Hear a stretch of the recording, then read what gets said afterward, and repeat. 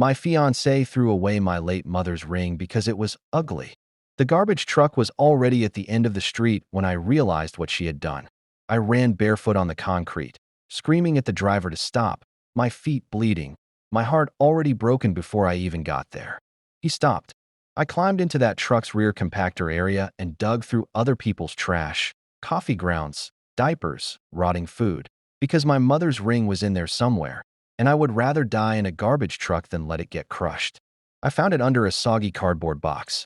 It was covered in something brown that I refused to identify. I held it in my fist and sat on the curb and didn't even cry. Not yet, because crying meant accepting what my fiancé had actually done, and my brain wasn't ready to go there. So let me tell you how we got here. Her name was Diane. She was beautiful in that way that makes you stupid, sharp cheekbones, eyes that looked like they were always laughing at a joke only she knew, a smile that could make you forget you were standing in the rain.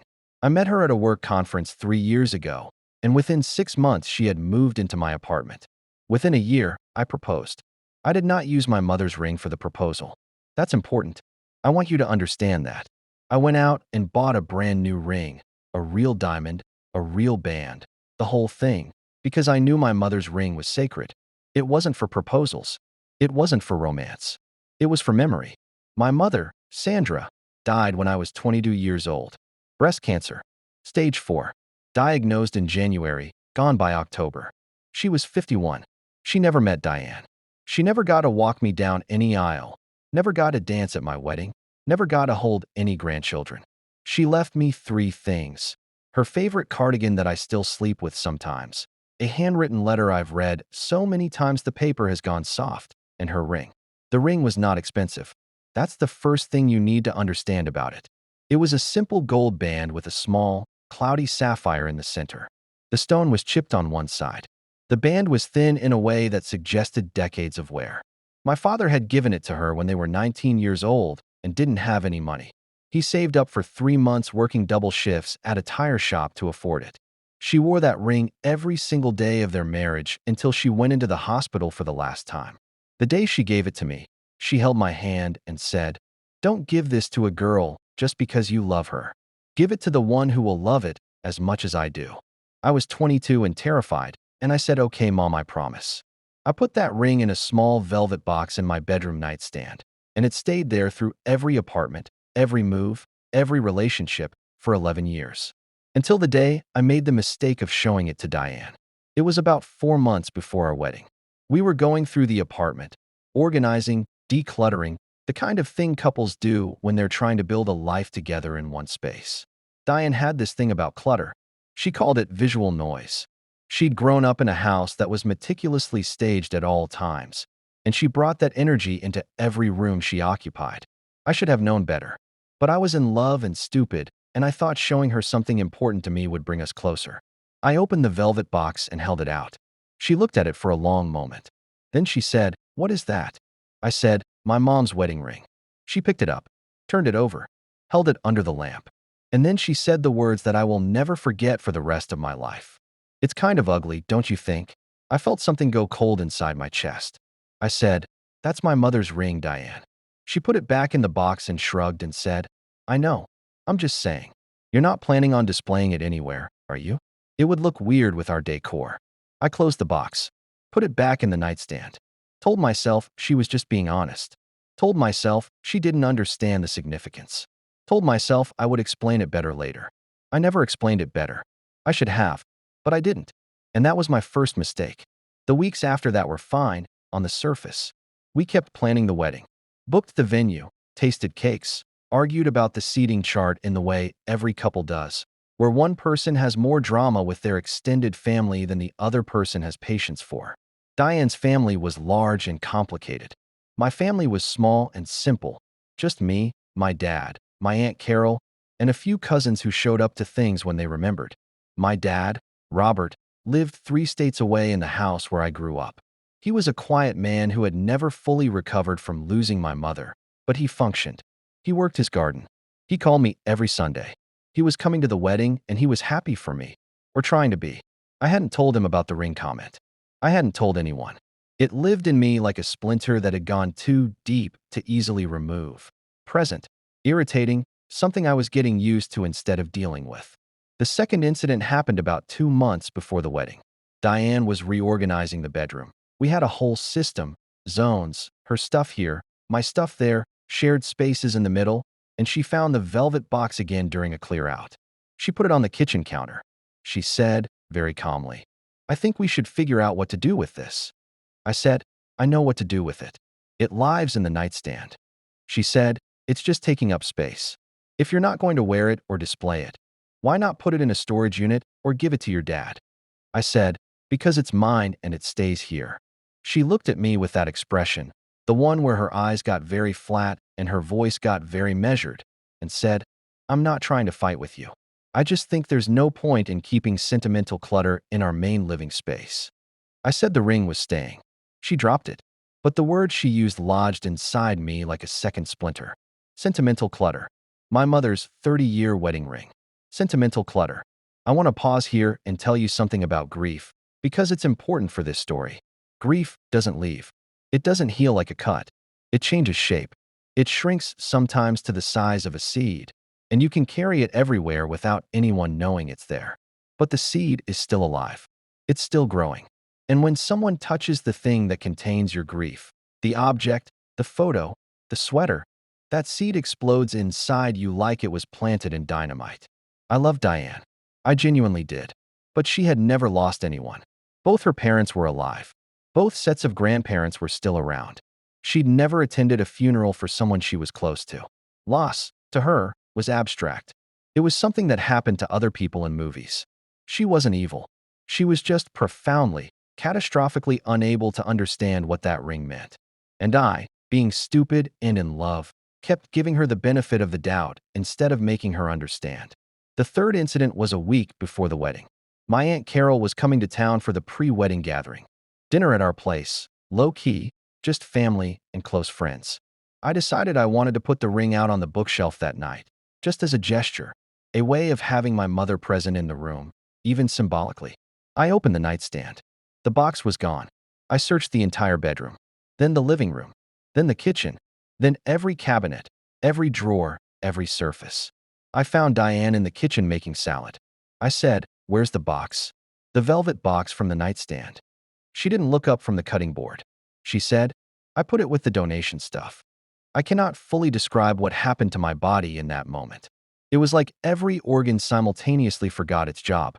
I said, "The donation stuff."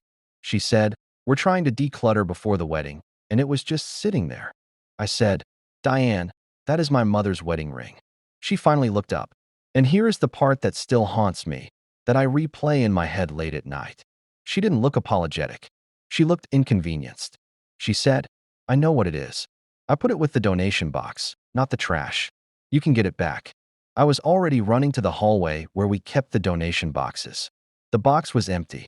The donation pickup had come that morning. I turned around. She was standing in the hallway doorway, leaning against the frame. She said, "I didn't know the pickup was today." I said, "Which organization?" She said, "What?" I said, "Which organization? Did you schedule the pickup through?" "Which one?" She told me. I was on the phone with them in under a minute. The driver had already sorted that pickup. Items from our zone had gone into the main truck. The main truck was doing more pickups before going back to the warehouse. I asked for the route. They weren't supposed to tell me. I begged. Something in my voice made the woman on the phone go quiet for a second. Then she told me the next stop. That's when I ran out of the apartment barefoot. And that's how I ended up on that curb, covered in other people's garbage, holding my mother's ring. I sat there for a long time. The driver had actually come out of his truck and was standing near me, not saying anything, just making sure I was okay in the way people do when they've witnessed something they can't fully explain. Finally, he said, "You find what you were looking for?" I opened my fist. He looked at the ring. He said, "That matters to you." It wasn't a question. He could see my face. I said, "My mom wore it for 30 years. He nodded slowly. Then he said, "Go wash your hands," and got back in his truck. I went back to the apartment. Diane was sitting on the couch. She looked up when I came in and said, "Did you find it?" I held up my closed fist. She said, "Good. I told you I didn't throw it away." And something inside me snapped. Not loudly, not dramatically, More like a piece of furniture that had been slowly weakening for months, finally giving out under weight it was never meant to carry. I said, "You put my dead mother's wedding ring in a donation box." She said, "By accident." I said, "You called it ugly. You called it sentimental clutter. You tried to get me to move it to storage. And then you put it in a donation box. Tell me at what point this became an accident." She was quiet for a long moment. Then she said, "I think you're being dramatic." I looked at her. She was the most beautiful person I had ever dated. She was about to become my wife. I had told her I loved her every single day for 3 years.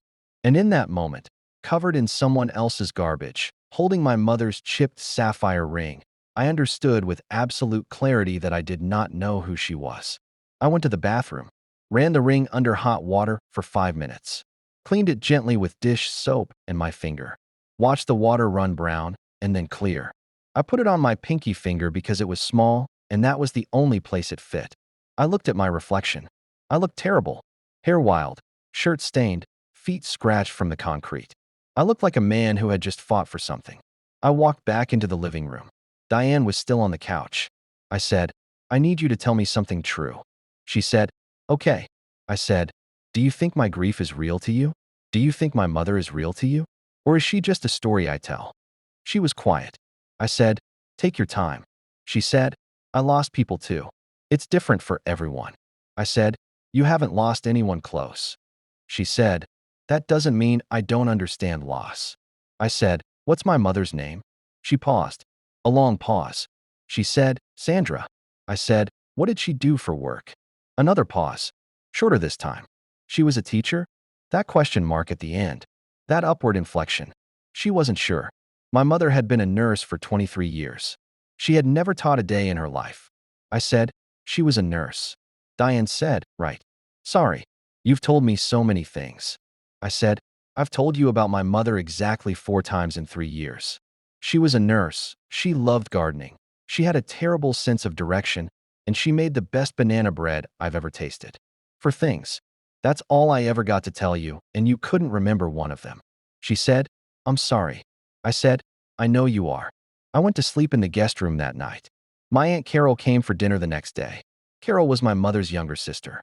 She had the same hands as my mom, wide-palmed, knuckle-heavy, the kind of hands that looked like they were built for work. When she came through the door and hugged me, I almost lost it right there. She pulled back and looked at my face and said, "What happened?" I pulled the ring off my pinky and held it out. Her breath caught. She looked up at me. "You still have it." I said, "I went through a garbage truck for it yesterday." Her face changed. I told her everything. Carol was not a dramatic woman. She was steady and practical, the kind of person who processed emotions quietly and then said exactly the right thing after she'd finished. She was quiet for about 45 seconds. Then she said, "Does your father know?" I said no. She said, "Call him tonight." I said, "He'll be devastated." She said, "He's already devastated. He lost Sandra. He can handle hard news. What he can't handle is finding out later that you kept this from him." Dinner was tense.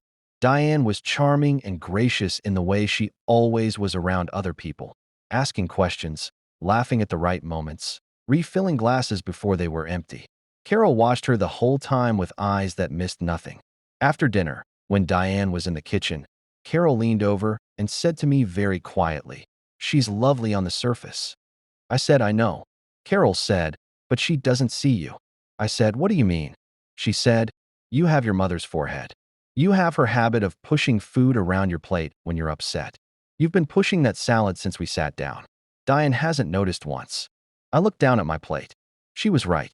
I had been pushing the same piece of lettuce around for 20 minutes. Carol said, "Sandra would have noticed in under a minute." I said, "Carol." She said, "I'm not telling you what to do. I'm telling you what I see." I called my dad that night. He picked up on the second ring like he always did. I told him about the ring. All of it. The comment about ugly. The sentimental clutter. The donation box. The garbage truck. He was silent for a long time. Then he said, "You still have it?" I said yes. He exhaled. A long, slow exhale that sounded like something leaving a body. He said, "Your mother wore that ring when she brought you home from the hospital. She was holding you in her arms, and that ring was on her finger. She wore it at your first day of kindergarten, at every birthday party, at every parent-teacher conference. She was wearing it when they put her under for the last time. I couldn't speak. He said, I saved up for 3 months for that ring. I skipped lunches. I drove a car that needed an oil change for 6 months because I couldn't afford both the oil and the ring. I said, I know, Dad. He said, I want to ask you something, and I want you to answer me honestly. I said, okay. He said, is she a good woman? I was quiet. He said, take your time. I said, she's complicated. He said, that's not what I asked. I said, I don't know right now. Another long silence. He said, your mother's instincts about people were never wrong. Not once in 30 years. She didn't give you that ring to have it thrown away. She gave it to you so you'd know when you found the right one. She said, give it to the one who will love it as much as I do. I said, I remember. He said, does this woman love its son? I couldn't answer. He said, that's your answer. I didn't sleep that night. I lay in the guest room with the ring on the nightstand, and I thought about everything. I thought about the wedding that was 6 days away. The venue was booked. The caterer was booked.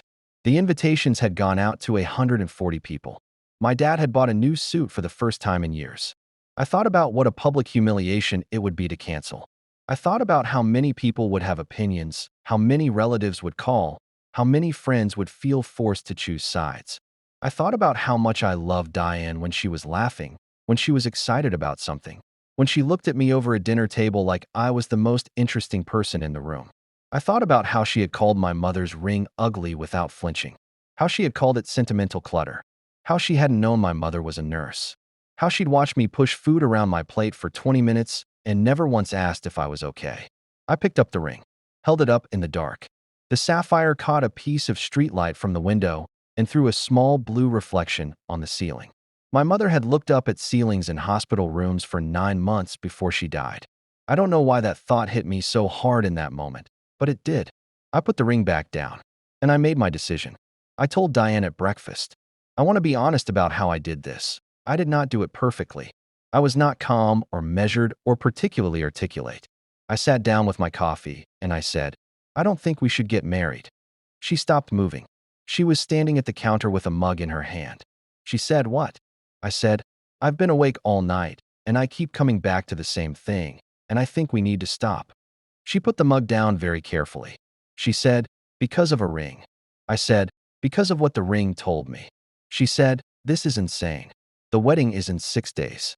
I said, I know. She said, there are 140 people coming. I said, I know. She said, my parents flew in from Denver. I said, I know. She said, you're doing this because of a piece of jewelry that costs maybe $40. I said, I'm doing this because you don't know my mother's name. She said, I know her name. I said, you thought she was a teacher. She was silent. I said, Diane, I love you. I genuinely do. But I have spent 3 years trying to get you to see me. All of me, including the part that is grieving all the time. And you keep not looking. You look at the me that goes to dinner with you and makes you laugh. You don't look at the me that runs barefoot through garbage to recover a piece of my mother. She said, that's not fair. You can't expect me to be perfect. I said, I don't expect perfect. I expect you to know what she did for work. She said, this is about more than the ring. I said, you're right. It is. She sat down. For the first time in this entire conversation, she looked scared. She said, what do you want me to do? I said, I want you to understand why I can't do this. But I don't think you can. She said, tell me. Explain it to me. I said, my mother wore that ring for 30 years. My father starved himself at lunch for 3 months to buy it. It was on her finger when she held me for the first time. It was on her finger when she died. It is the most important object I own. And when you found it in the nightstand, your first instinct was to get rid of it. That's not a mistake, Diane. That's values. That's who you are. She was crying now. She said, I can change. I said, maybe you can. But I've already learned something about you that I can't unlearn. The next 4 days were brutal. We canceled the venue. We called the caterer. We sent messages to 140 people. Diane's mother came to the apartment and screamed at me for 45 minutes. I stood there and let her do it because I understood she was a mother whose daughter was hurting, and that was her right. Diane's father shook his head at me and said, over a ring, like he was confirming something he'd always suspected about me. Several mutual friends called to say I was overreacting. One of them said, She made one mistake. I said, she made 3 mistakes about the same thing. And the first one was the most honest she's ever been with me about how she sees my grief. My dad drove 3 states to be with me. He showed up at my door with a casserole his neighbor had made because he doesn't cook, and he sat on my couch and watched baseball with me for 2 days and didn't ask me to explain anything. On the second night, before he went to the guest room, he stopped at the doorway. He said, "You did right." I said, "You don't know that." He said, "She didn't love that ring. You needed her to love that ring." I said, "That's a lot to ask of someone." He said, "Your mother was 29 years old when her father died." The night after the funeral, I found her in the kitchen at 2 in the morning holding his coffee mug and crying. I didn't say anything. I just sat down next to her and put my hand on her back and stayed there until she was ready to talk. She looked at me that morning and said, "You are the only person who knows how to be with me when it's bad." He stopped. He said, "Find someone who knows how to be with you when it's bad." It has been 8 months since the wedding that didn't happen. I am not going to tell you I'm completely fine because I'm not. There are days when I miss Diane in a way that sits in my chest like a stone. There are days when I drive past the venue we booked and feel something that might be grief or regret or just the weight of a future that almost was. But I still have the ring. It sits in its velvet box in my nightstand. Sometimes I open the box and hold it. The chip in the sapphire is still there. The band is still thin. It still looks like a piece of jewelry that someone's father saved up lunch money to buy 60 years ago. It looks like every year of my parents' marriage. It looks like my mother's hands. It looks like the most important object I will ever own. And I think about what she said to me. Don't give this to a girl just because you love her. Give it to the one who will love it as much as I do. I don't know when I'll find her. I don't know if I will. But I know what I'm looking for now. I'm looking for someone who, when I show them a chipped sapphire on a thin gold band, understands immediately that they are not looking at a ring. They are looking at a story. They are looking at a man who misses his mother every single day. They are looking at everything I am still carrying and still choosing to carry. And instead of calling it ugly or sentimental clutter, they will hold it gently. And they will ask me to tell them about her. So here is the question I'm leaving you with. If someone you love can't respect the object that holds your greatest grief, are they really seeing you at all? And at what point does loving someone not be enough to cover what they can't understand about you? Tell me what you think. I read every comment.